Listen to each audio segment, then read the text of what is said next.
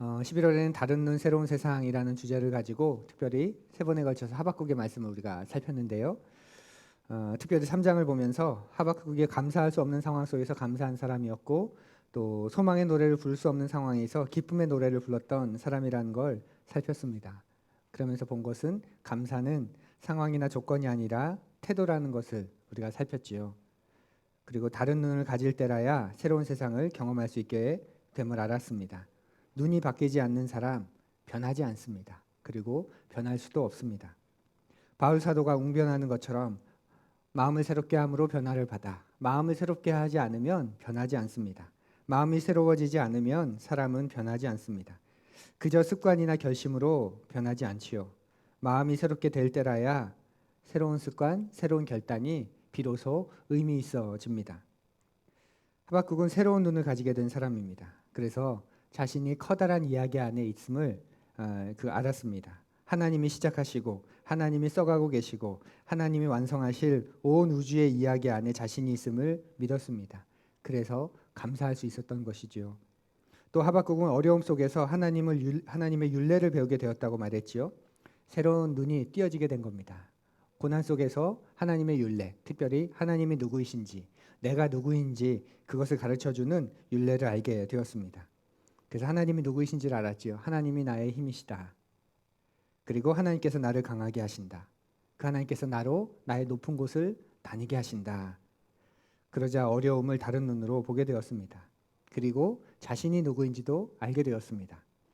그래서 그 자신 안에 하나님의 진리를 채워야 할 것과 그 진리를 채우고 끝나는 게 아니라 자신에게 계속 말해주고 주변 사람들에게 하나님의 진리 안에서 계속 말해주는 삶, 그리고 그것을 노래하면서 그의 말이 달라지게 되었음을 우리가 봤습니다. 이 모든 게 다른 눈을 가지게 된 사람에게 일어난 일입니다. 우리는 그저 상황만 변화시켜 달라고 나아지게 해달라고 기도하지만 하나님은 우리를 향해 더 큰 뜻을 가지고 계시다는 것 기억하셨으면 좋겠습니다. 오늘은 우리 인생의 주인이 계시다는 사실을 알게 되면, 그것을 진실로 믿게 되면 우리의 눈이 바뀌게 된다는 그런 것을 좀 보려고 합니다. 그리고 눈이 바뀌었으니 당연히 새로운 세상을 살게 되겠죠. 가장 극명하게 그 모습을 보여주는 사람 많이 있지만 특별히 모세가 아닐까 합니다. 그래서 오늘은 하박국의 이야기를 이어서 모세의 이야기를 살펴보려고 합니다. 오늘 우리에게 주시는 하나님 말씀 함께 읽지요. 구약성경 출애굽기 3장 1절에서 10절까지의 말씀입니다. 설교 노트를 보면서 우리 두 절씩 윤독합니다. 모세는 미디안 제사장인 그의 장인 이드로의 양떼를 치는 목자가 되었다. 그가 양떼를 몰고 광야를 지나서 하나님의 산 호렙으로 갔을 때에 거기에서 주님의 천사가 떨기 가운데서 이는 불꽃으로 그에게 나타났다. 그가 보니 떨기에 불이 붙는데도 그 떨기가 타서 없어지지 않았다. 모세는 이 놀라운 광경을 좀 더 자세히 보고 어째서 그 떨기가 불에 타지 않는지를 알아보아야 하겠다고 생각하였다. 모세가 그것을 보려고 오는 것을 보시고 하나님이 떨기 가운데서 모세야 모세야 하고 그를 부르셨다. 모세가 대답하였다. 예, 제가 여기에 있습니다. 하나님이 말씀하셨다. 이리로 가까이 오지 말아라. 내가 서 있는 곳은 거룩한 땅이니 너는 신을 벗어라. 하나님이 또 말씀하셨다. 나는 너의 조상의 하나님, 곧 아브라함의 하나님, 이삭의 하나님, 야곱의 하나님이다. 모세는 하나님을 뵙기가 두려워서 얼굴을 가렸다. 주님께서 다시 말씀하셨다. 나는 이집트에 있는 나의 백성이 고통받는 것을 똑똑히 보았고 또 억압 때문에 괴로워서 부르짖는 소리를 들었다. 그러므로 나는 그들의 고난을 분명히 안다. 이제 내가 내려가서 이집트 사람의 손아귀에서 그들을 구하여 이 땅에서부터 저 아름답고 넓은 땅, 젖과 꿀이 흐르는 땅, 곧 가나안 사람과 헷 사람과 아모리 사람과 브리스 사람과 히위 사람과 여부스 사람이 사는 곳으로 데려가려고 한다. 지금도 이스라엘 자손이 부르짖는 소리가 나에게 들린다. 이집트 사람들이 그들을 학대하는 것도 보인다. 이제 나는 너를 바로에게 보내어 나의 백성 이스라엘 자손을 이집트에서 이끌어내게 하겠다. 아멘.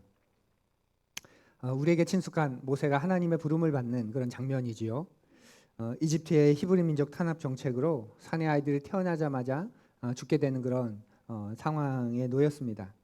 그래서 모세의 부모는 모세를 낳자마자 숨겼습니다. 그런데 아이가 자라고 더 이상 숨길 수 없게 되자 나일강에 띄우지요. 이래도 죽고 저래도 죽을 바엔 차라리 강에 뛰어보내자 하는 그런 게 아니라 오늘날로 치면 좋은 가정 만났으면, 좋은 부모 만났으면 하는 마음으로 베이비박스에 두는 것과 같습니다. 그리고 그 누이가 끝까지 쫓아가서 어느 집으로 가는지 확인하는 장면도 그것을 뒷받침한다고 볼 수 있습니다. 그러니까 자기들이 할 수 있는 선에서 최선을 다한 것이죠. 그냥 포기한 게, 내버려 둔 게 아닙니다. 그렇게 모세는 이집트의 공주에게 발견되고 하나님의 신비하신 은총 속에서 이집트의 왕자로 자라게 됩니다. 그리고 그 모세를 키우는 유모는, 당신 유모 제도가 있었기 때문에 유모는 모세의 어머니가 이렇게 되지요. 그러면서 모세는 어렸을 때부터 자신의 민족과 정체성에 대해서 배우고 알게 되었을 겁니다. 그렇게 자라다가 이집트인과 히브리인이 다투게 되는 상황을 보게 되고, 중재를 하려다가 중재가 되지 않고, 그래서 히브리인의 편을 들다가 이집트인을 죽이는 사건이 벌어집니다. 아마도 이때가 흔히 발생하는 것처럼 왕의 쟁탈전이 심각하게 돌아가는 상황이 아니었을까 합니다. 그래서 반대편에게 이제 모세가 명분을 준 거죠. 우리 백성을 죽였다. 왕이 될 자격이 없다. 그래서 왕이 쟁탈전에서 아마 밀려나게 될 겁니다. 단순히 왕이 안 되는 게 아니라 후환을 없애야 하기 때문에 죽임을 당하게 됩니다. 그래서 모세는 야반도주 할 수밖에 없었습니다. 그 후에 40년을 모세는 미디안 광야에서 평범한 목축군의 삶을 살지요. 그가 도망친 것 자체가 자기가 어떤 누구인지에 대해서 잘 알고 있었다는 그런 뜻이기도 합니다. 그는 하나님을 알고 섬기는 삶을 살았습니다. 그런데 세월이 흐르면서 이제 동족에 대한 부채의식, 그리고 하나님 자신을 향한 사명의식, 이런 것들이 점점 약화되어 갔겠지요. 그리고 이제 40년이나 광야에 있었던 나는 더 이상 아무것도 할 수 없다라는 생각으로 그저 잊혀지는 존재로 살아갔을 겁니다. 그렇게 오늘 본문은 40년의 상황이, 시간이 지나고 있는 상황입니다. 남은 것이라곤 어쩌면 손주들 재롱이나 보다가 하나님의 품에 안긴 것뿐 아니었을까요? 그런데 바로 그때 하나님께서 모세를 찾아오십니다. 여느 날처럼 시내산 근처에서 양떼를 이렇게 데려다가 먹이는데, 그리고 나서 떠날 예정이었습니다. 당시의 목축은 모두 유목이었죠. 그래서 여느처럼, 작년처럼, 재작년처럼 늘 다니던 길로 다니면서 풀이 있는 곳을 찾아 풀을 먹이곤 했습니다. 그런데 그날 모세는 시내산 풀숲에서 불이 타오르는 나무 한 그루를 보게 되지요. 광야의 바짝 메마른 기후에서 강렬한 그런 떼약볕 가운데에서, 그리고 습기가 하나 없는 그런 푸석푸석한 그런 기후 속에서 그 마를 대로 마른 나뭇잎에 불 타는 것은 자주 볼 수 있는 현상은 아니지만 그렇다고 드문 일도 아니었습니다. 그렇게 모세가 주목할 필요가 없는 일이었던 거지요. 그런데 한참을 지났는데도 불과 연기가 사그라들지 않는 것을 보면서 꽤 이상하게 여겼던 듯합니다. 뭐지? 꽤 오래 타는데, 꺼질 때도 됐는데 왜 계속 저기서 저렇게 탈까? 그러면서 확인하러 갑니다. 그리고 모세가 처음 보는 광경이 눈앞에 펼쳐집니다. 나무의 불이 주변으로 옮겨 붙지 않는 거죠. 그리고 불도 사그라들지 않습니다. 희한한 일이라고 느끼고 더 가까이 갈 무렵에 하나님의 음성이 그에게 들립니다. 모세야, 모세야 라고 말이죠. 히브리 사람들은 누군가를 애정을 담아 부를 때 2번 부른다고 합니다. 그렇게 보면 이 장면은 하나님께서 모세에게 애정을 드러내시는 장면인 것 같습니다.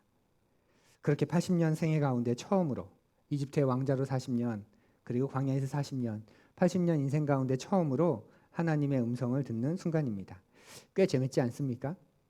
이집트의 왕자일 때 찾아오시지 않으셨고, 음성이 들리지 않고, 그렇게 잘 나갈 때 주님의 음성이 들리지 않고, 이제는 노구의 몸이고 어쩌면 아무것도 할 수 없는 미디안 광야에서 동족과 떨어져서 미디안에 있는 이방 민족 가운데 어쩔 수 없이 그곳에 사위가 되고 그곳에 양치고 있는, 장인의 그 양떼를 치고 있는 그런 평범한 한 남자에게 하나님의 음성이 비로소 들리기 시작했으니 말입니다. 우리가 많은 것을 생각해 볼 수 있는 그런 말씀입니다. 사랑하는 푸른이 여러분, 여러분에게 하나님의 음성이 들리지 않는다, 하나님의 음성이 느껴지지 않는다, 그런 분 계시다면 너무 실망하고 또 좌절하지 마십시오. 모세는 몇 년 걸렸다고요? 80년 걸렸습니다. 그리고 우리에게는 이미 주신 음성, 이미 주신 말씀이 또 있지요.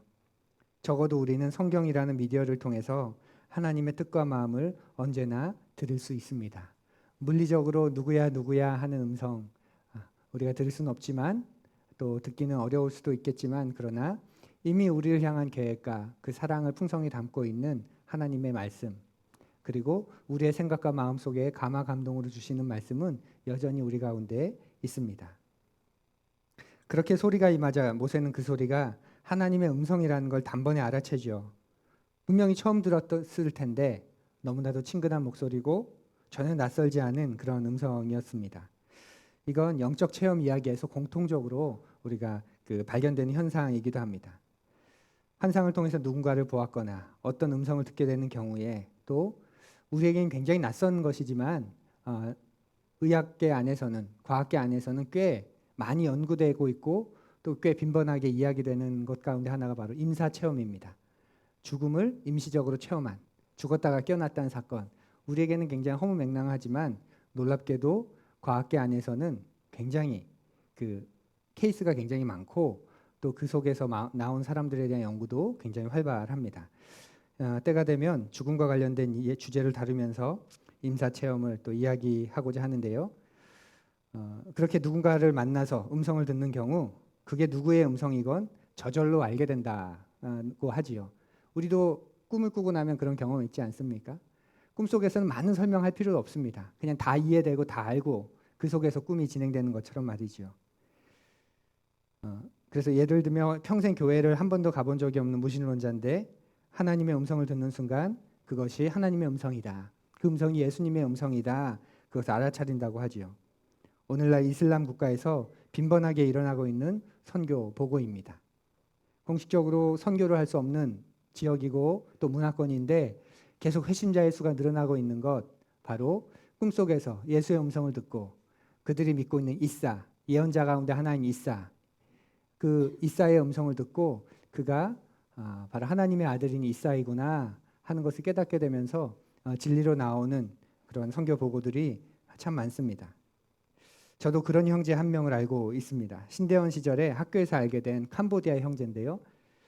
얼굴만 스치고 지나가다가 혼자 앉아 있길래 그리고 저도 도서관에서 공부하고 나와서 커피 한 잔 마시고 나왔다가 혼자 있길래 아는 척을 하고 말을 걸어봤습니다. 신대원에 공부하러 간 유학생은 거의 100%가 현지에서 교단 파송 선교사님을 만나서 복음을 들었거나 교단 파송 선교사님이 그 목회하시는 교회에 다니게 됐거나 그래서 그곳에서 잘 신앙을 훈련받은 다음에 너 한국 가서 신학 공부하고 와라. 그리고 이곳에서 우리 복음을 전하자. 거의 100% 그런 케이스입니다. 그래서 당연히 그런 형제인 줄 알았습니다. 근데 이야기를 나눠보니 캄보디아에서는 교회를 다니지 않았다고 해요. 심지어는 자기는 그리스도인도 아니었다고 말합니다. 그러면 어떻게 이 서울신학대학교를 알고 공부하러 왔냐 물었더니 자신의 이야기를 해주었습니다. 어느 날 자는데 꿈을 꿨는데 꿈속에 지구가 이렇게 나타나더래요. 그리고 지구가 점점 확대되고 좁혀지면서 부천이 보이더랍니다. 그 부천에서 점점 좁아지더니 서울신학대학교라고 하는 학교의 캠퍼스가 보이더래요. 그리고 다음날 꿈을 깼는데 그게 기억이 나서 신기하기도 해서 인터넷으로 서칭해봤죠. 그랬더니 정말 한국의 부천에 서울신학대학교라고 하는 학교가 있었답니다. 이 형제가 대학을 졸업하고 한 2년 정도 뭘 할까 계속 고민하던 차였는데 여기 공부하러 가라는 건가 신기하다. 그래서 이제 대학원을 공부하려고 이제 알아봤는데 기독교인이 아니기 때문에 신대원은 갈 수 없고 기독교 교육대학원도 갈 수 없고 뭐가 할 수 있을까 하다가 상담대학원이 있어서 상담대학원을 지원했다는 그런 이야기입니다. 그리고 어떻게 됐을까요? 그리스도인이 되었습니다. 자기는 본어게인 크리스찬이다 이렇게 얘기했습니다. 자신도 신기해하는 그런 이야기였습니다. 이렇게 모세도 자신에게 찾아온 음성이 누구의 음성인지 대번에 알아차립니다. 그래서 모세야 모세야 단 두 마디 앞에 이렇게 말합니다. 예, 제가 여기에 있습니다. 절대자이신 하나님 앞에서 피조물인 우리가 드릴 수 있는 최선의 대답, 최고의 대답이 아닐까요? 누구야 부르면 주님, 네 제가 여기 있습니다. 주님 뜻대로 하십시오. 우리가 드릴 수 있는 최고의 대답입니다. 그러자 하나님이 말씀하시죠. 5절입니다. 우리 설교 노트를 보면서 5절을 같이 읽어볼까요? 5절입니다. 하나님이 말씀하셨다.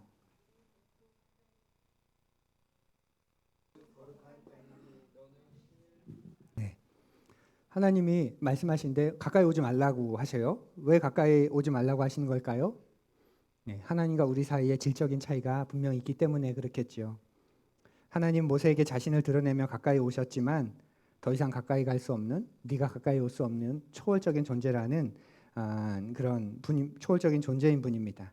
그래서 그 경계선을 범하면 인간은 살아남지 못하는 것이지요. 왜냐하면 피조물인 인간은 창조주 하나님의 절대적인 거룩성을 감당할 수 없기 때문에 그렇습니다. 그래서 더 이상 가까이 오지 말아라 하는 말씀은 모세를 보호하기 위한 하나님의 배려이기도 합니다. 이 말을 너무 어렵게 생각하지 마십시오. 우리는 우리가 살고 있는 최선의 환경이 있습니다. 이 환경을 물리적으로 벗어나면 위험해집니다. 바다로 들어가 보면 어느 정도까지는 견뎌내지만 더 깊이 내려가면 중력이 달라지고 기압이 달라지기 때문에 찌그러든다고 하지요. 질적인 차이가 비로소 생기는 겁니다. 물리적인 인간인 우리와 초월적인 존재인 하나님과의 사이에서 하나님이 우리에게 와주시는 사건이 신비롭게 임하지만 우리가 그 하나님께 가까이 가면 우리가 위험해집니다. 그래서 우리는 언제 하나님과 하나가 될 수 있을까요?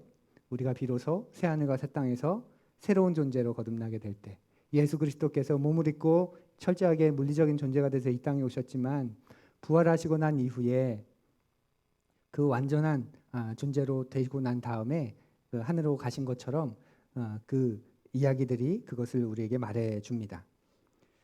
그러면서 하나님 모세에게 신발을 벗으라고 말합니다. 이유는 모세가 서 있는 땅이 거룩하기 때문인데 쉽게 이해가 안 되죠. 모세가 서 있는 땅은 거룩한 땅이 아니라 어떤 땅이죠? 그저 그런 땅입니다. 미디안 팔레스타인 지방, 미디안 광야에서 흔히 볼 수 있는 땅, 다른 곳과 전혀 다를 곳이 없는 그런 땅입니다. 메마른 흙, 모래, 돌들이 널려 있는 그저 광야일 뿐입니다. 그래서 모세는 이곳을 어서 지나가야 하는 그런 곳이겠지요. 그런데 하나님은 그곳이 거룩한 땅이다 이렇게 말씀하세요. 왜 그럴까요? 그 이유가 뭘까요? 그 평범한 땅, 빨리 지나쳐야 되는 땅이 거룩한 땅인 이유가 뭘까요? 바로 하나님의 임재 때문입니다. 하나님께서 그곳에 함께 계시기 때문에 그렇습니다. 그런데 왜 하나님은 신발을 벗어라 이렇게 말씀하실까요?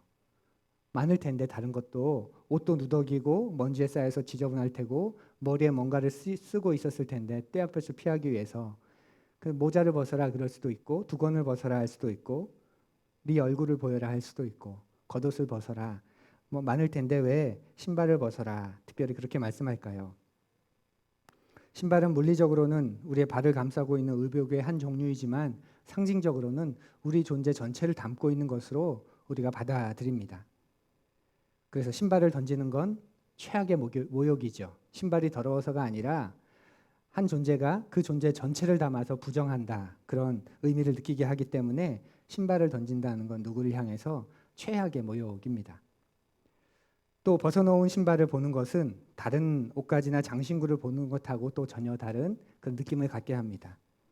특히 세상을 떠난 사람에 대한 그리움을 가장 강력하게 떠오르게 하는 게 뭘까요? 그 사람의 신발이라고 합니다. 또 고무신 거꾸로 신지 마라. 뭐 많을 텐데 고무신 거꾸로 신지 마. 그런 말도 있고요. 떠나지 못하도록 누군가를 붙잡고 싶을 때 신발을 숨겨놓는다든지 또 떠난 사람을 그리워할 때 신발을 부둥켜 안고 운다든지 우리가 TV에서나 또 어떤 책에서나 그런 일상의 장면에서 종종 볼 수 있는 그런 모습이기도 합니다. 그렇기 때문에 신발을 신는다. 그건 내 존재 전체를 담는다라는 뜻이고 내가 신발을 벗는다. 그건 내 존재 전체를 벗는다라는 행위가 됩니다. 정말 가슴 아픈 일이지만 자살하는 사람들을 보면 신발을 벗어서 가지런히 놓는 그런 경우가 많다고 하지요. 죽음 앞에서 자살하려고 하는 그 순간 앞에서 신발을 가지런하게 벗어놓고 뛰어내린다든지 아니면 자기의 생을 스스로 마감합니다. 두 가지 심리가 있다고 사회학자들이 말하더라고요. 하나는 신발을 벗음으로써 그동안 자기가 지키고 보호해온 자기라는 존재를 벗는 거라고 말합니다. 이제 지긋지긋하다. 나를 벗어나고 싶다. 이제 나를 포기하고 싶다. 그런 뜻이고 또 하나는 새로운 세상으로 내가 들어가고 싶다. 라는 그런 간절한 염원이라고 말합니다. 그러니까 신발을 벗고 내가 이 선택을 하는 순간 이제 나를 담고 있는 공간이 바뀌게 된다. 그런 거죠. 우리는 그걸 잘 이해할 수 있습니다. 우리 문화에서 신발을 벗는다는 건 내가 새로운 공간으로 들어간다는 그런 뜻이기 때문에 그렇습니다. 이 당시 중동도 마찬가지였습니다. 주로 샌들을 신고 다녔는데 그러니 바깥에서 활동하다 보면 발이 땀과 먼지로 범벅이 됩니다. 그래서 집 안에 들어가면 샌들을 당연히 벗고 발을 씻는 게 그 누구를 막론하고 첫 번째로 해야 하는 그런 행동입니다. 그리고 이때 손님에게 할 수 있는 최고의 예우가 바로 그 사람의 발을 씻겨주는 거죠. 그런 맥락에서 보면 지금 모세는 어쩌면 새로운 세상의 문턱에 있는 것 같습니다. 지금까지 신발을 신고 있던 모세의 공간, 모세의 세상이 있었고 이제 그 신발을 벗고 들어가야 하는 새로운 세상, 그 앞에 펼쳐진 새로운 무대가 있는 것이지요. 어떤 세상이냐면 그동안은 전해 들었던 하나님이었는데 이제는 비로소 처음으로 대면하게 되는 하나님이 계신 세상입니다. 전해 들은 하나님이 체험한 하나님이 되는 순간입니다. 그리고 그 하나님의 임재로 들어가기 위해 지금껏 신고 있었던 신발을 벗어 놓아야 합니다. 하나님 없는 세상에 살면서 스스로 지키고 보호했던 내 자신을 벗어놓는 것이고 때로는 나 자신을 위장하고 변장했던 그 나의 모습을 벗어놓는 것입니다. 하나님 없이 스스로 만들었던 인생을 또 자신의 모습을 하나님 없이 설정했던 삶의 목표를 내려놓는 것이지요. 그리고 그렇게 신발을 벗자 그는 하나님을 만나게 됩니다. 여기서 재미있는 상상을 하나 해보게 됩니다. 여러분도 성경을 재미있게 한번 읽어보세요. 모세가 하나님을 만나죠. 신발을 벗습니다. 그리고 하나님 만난 사건이 종료됐겠죠. 그러면 다시 이제 모세는 집으로 가야죠. 그때는 신발을 신고 산을 내려왔을까요? 아니면 벗은 채로 내려왔을까요? 상상해 보십시오. 네. 어땠을까요? 정답은 알 수 없다. 성경에 안 나오니까. 그 말은 또 다른 의미에서는 그렇게 중요한 게 아니다. 그렇죠. 그런데 유명한 영화 10개, 54년작이죠. 그러니까 굉장히 그 오래된 영화이지만 유명한 10개에서는 흥미롭게도 모세가 맨발로 산을 내려오는 것으로 묘사합니다. 유튜브에서 한번 찾아보세요. 영화 10개에 보면 모세가 하나님을 만나고 산을 내려와서 집으로 가는데 그 돌산을 맨발로 내려오는 것으로 묘사합니다. 그런데 그렇게 보니 정말 그랬을 것 같습니다. 눈이 열려서 새로운 세상을 보게 된 모세가 그 여운과 감동을 그대로 가지고 맨발로 광야를 걷고 있는 그 심정, 여러분이 한번 상상해 보십시오. 아마 깨고 싶지 않았을 겁니다. 그 여운을 오래오래 간직하고 싶었을 겁니다. 듣기만 했던 하나님을 처음으로 대면하던, 전해 들었던 하나님을 처음으로 대면하여 알게 된 그 순간, 그에게 얼마나 놀랍고 감동이었을까요?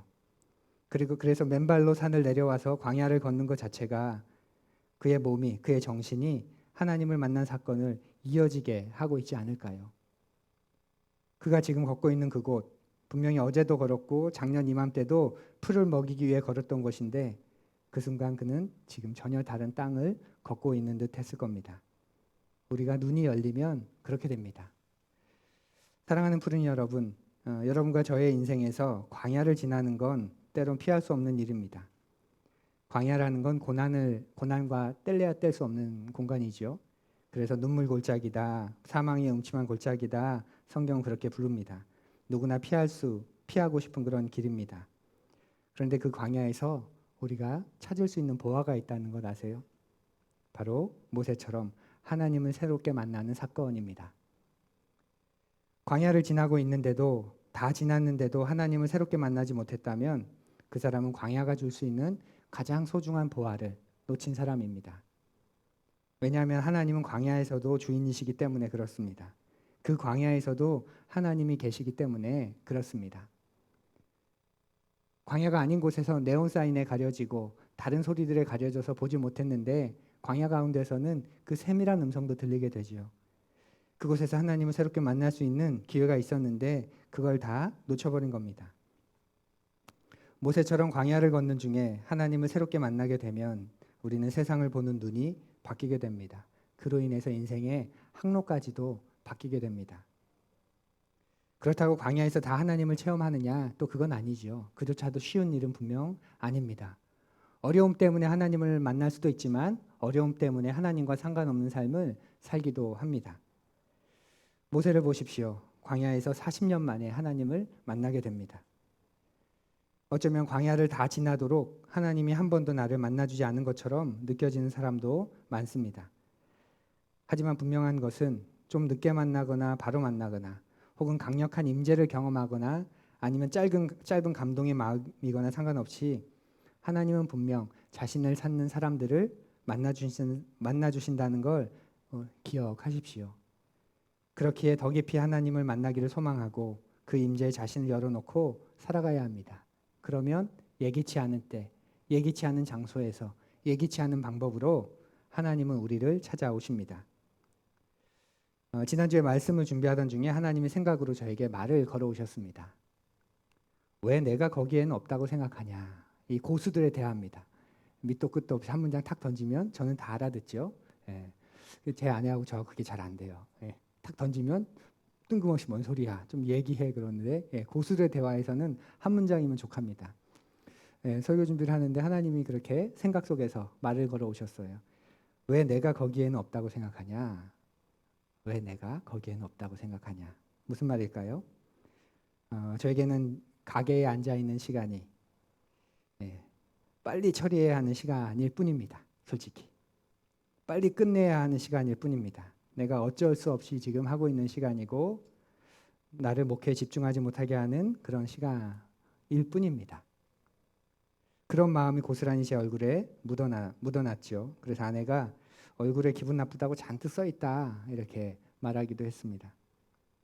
저한테는 올라가야 하는데 저곳이 내가 있을 곳이고 1층 이곳은 내가 있을 곳이 아닌데 내려와 있으니까 늘 어떤 마음일까요? 빨리 올라가야 하는데 또 뭘 시키진 않을까? 이것도 하고 또 저것도 해야 하는데 벌써 금요일인데 벌써 12월인데 늘 그 마음이죠.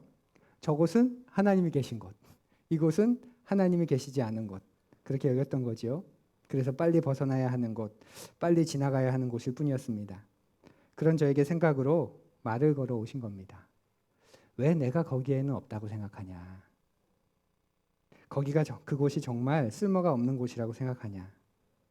이 시간이 정말 쓸모가 없는 시간이라고 생각하냐? 눈이 열리니 이제는 좀 달라졌습니다. 그것이 다른 세상이 되고 있는 것이지요.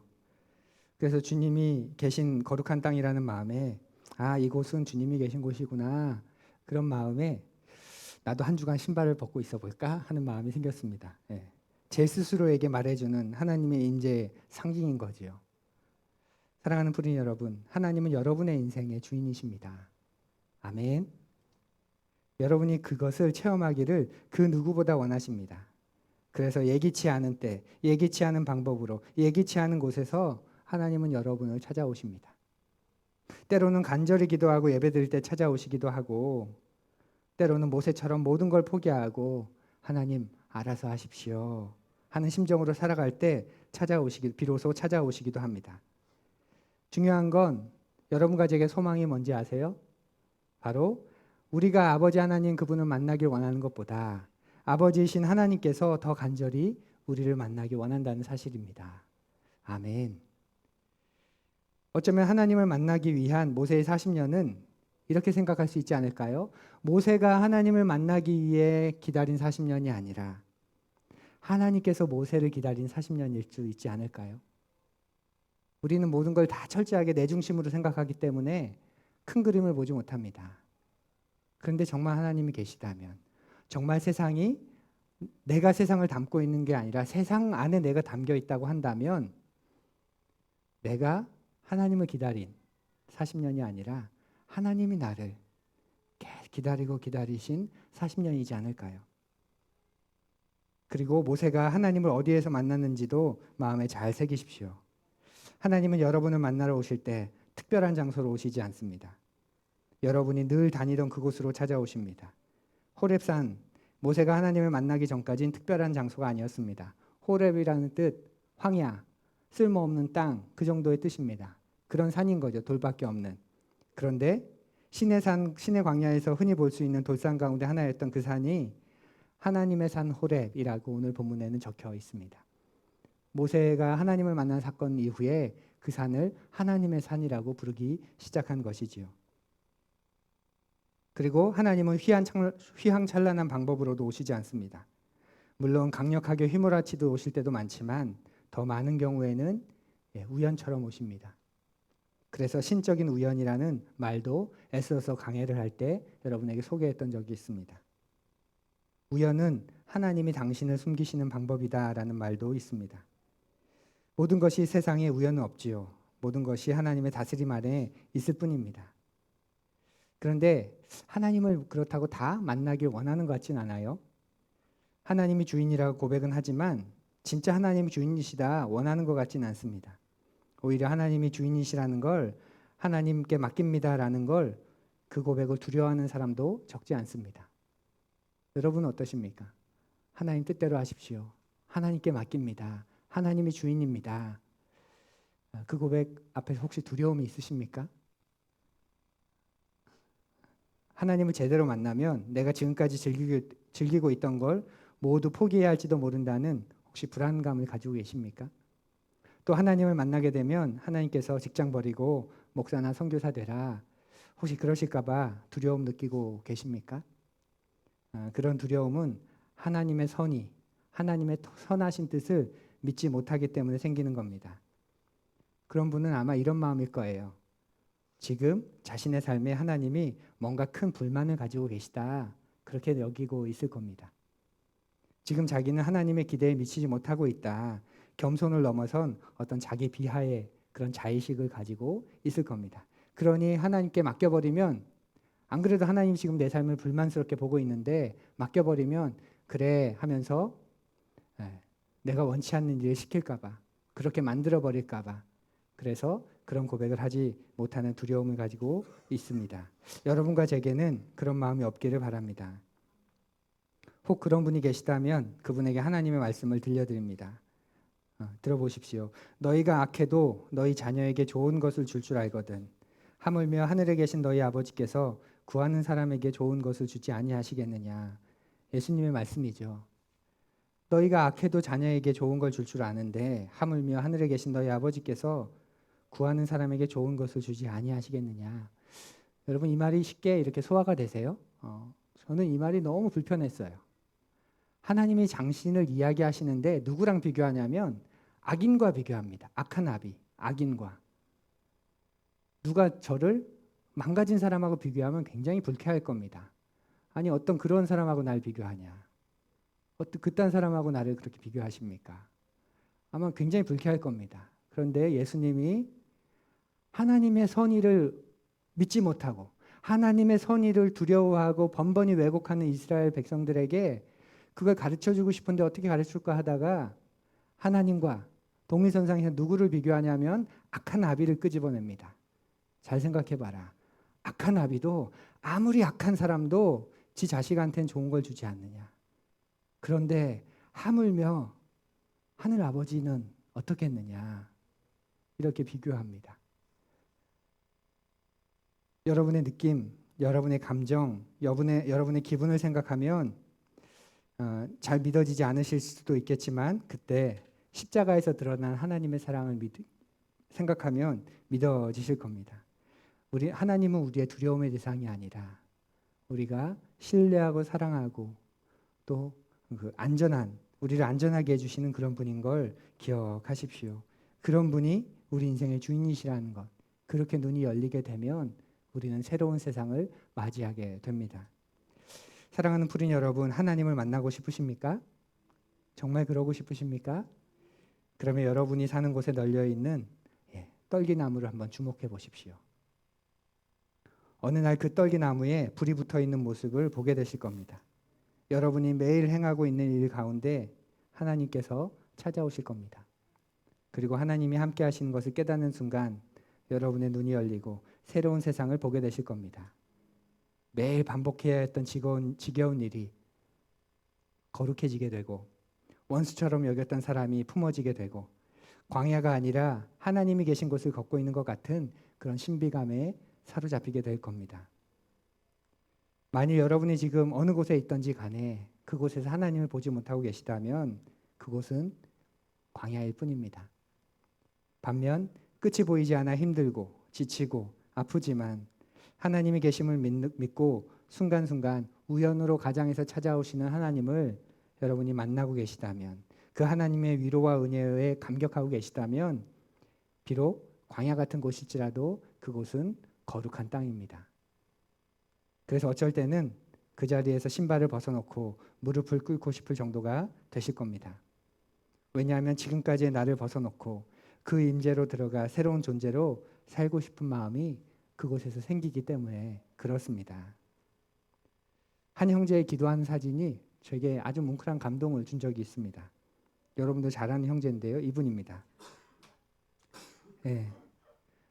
이 아내가 찍은 사진인데 자매가 압니다. 이 양반이 이럴 양반이 아닌 거예요. 예. 그런데 어느 순간 자기가 있는 그곳에서 무릎을 꿇고 아주 간절히 기도합니다. 예. 저는 그렇게 믿고 싶습니다. 예. 새로 눈이 열리게 되는 거죠. 이것은 하나님이 도와주셔야 하는 것, 하나님이 나와 함께 하시는 것, 하나님의 도우심이 필요한 것. 이렇게 할 형제가 아니에요. 하나님 도와주시겠지, 뭐 알아서 해야지, 뭐 어떡하겠어. 약간 그런 마음이었는데 어느 순간 목사님 저 기도하기 시작했습니다. 목사님 저 이제 기도합니다. 하나님께 도와달라고 기도합니다. 알아서 해주시겠지가 아니라 그런 고백이 있었습니다. 내가 있는 그곳이 광야 같은 곳이었는데 하나님이 계신 거룩한 땅이 되는 거죠. 여러분에게 광야를 지나는 동안 여러분 각자의 떨기나무에서 주님을 만나는 귀한 은혜를 경험할 수 있기를 바랍니다. 빨리 지나야 하는 곳, 어서 벗어나야 하는 곳, 그냥 아무 의미도 없는 곳. 그런데 어느 순간 그곳에 불타는 떨기나무 한 그루가 있음을 유심히 보게 되시고, 그래서 그곳을 통해서 하나님을 만나게 되면 그것이 버려진 땅 호렙이 아니라 하나님의 산 호렙이라고 불리는 것처럼 여러분과 저의 인생도, 그리고 여러분과 저의 평범하고 지난한 그 일상도 그렇게 되어갈 것입니다. 그리고 그곳이 내가 벗어놓은 신발을 다시 신고 싶지 않을 만큼 옛사람을 벗고 새 사람으로 살아가고 싶어하는 그런 공간은, 그런 신비한 한 주의 삶이 우리에게 허락되어지기를 간절히 기도합니다. 아멘.